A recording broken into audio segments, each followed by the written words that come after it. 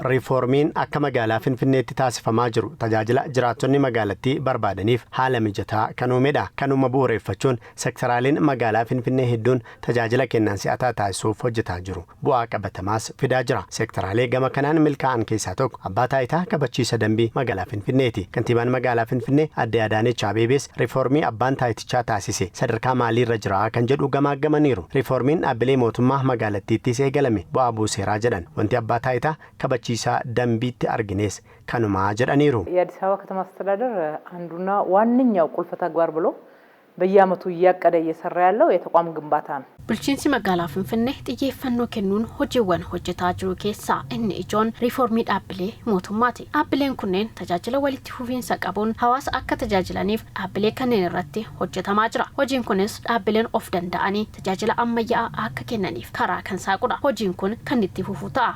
Abbaan taayitichaa teekinooloojiidhaan of gahumsaa jira ka jedhan Aadde Adaanech tajaajila amma kennaa jiru caalaatti fooyyessuuf hojjetamaa akka jirus gama keenyaan taajjabneerra jedhan. Hojiin amma hojjetamaa jiru kun waliigalaan tajaajila kennamu dhaqqabamaa fi si'ataa taasisuuf kan kaayyeeffate ta'uu siman.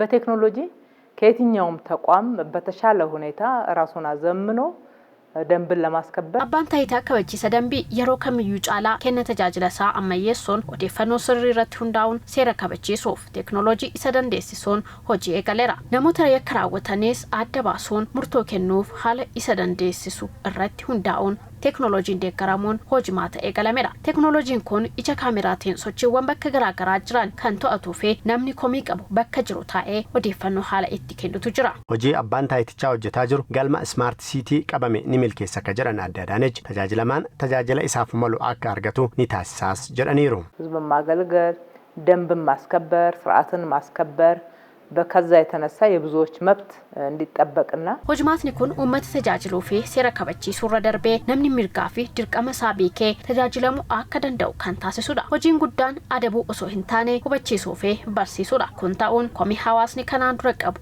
guutumaan guutuutti furmaatatti kan jijjiirudha. Ijaarsi dhaabbilee Finfinneetti eegalame kun cimee kan itti fufu ta'uus dubbataniiru. ከተማችን ስማርት ሲቲ ያደረግናት ነው። የስማርት ሲቲ አንዱ አካል እንደዚህ magaalaa keenya magaalaa ammayyoofte taasisuuf hojjetaa jirra. Tajaajila kanaan dura waraqaan kennamaa ture yeroo fi humna namaa qisaasessaa ture amma gara teeknooloojiitti jijjiiruuf kan kaayyeeffatedha.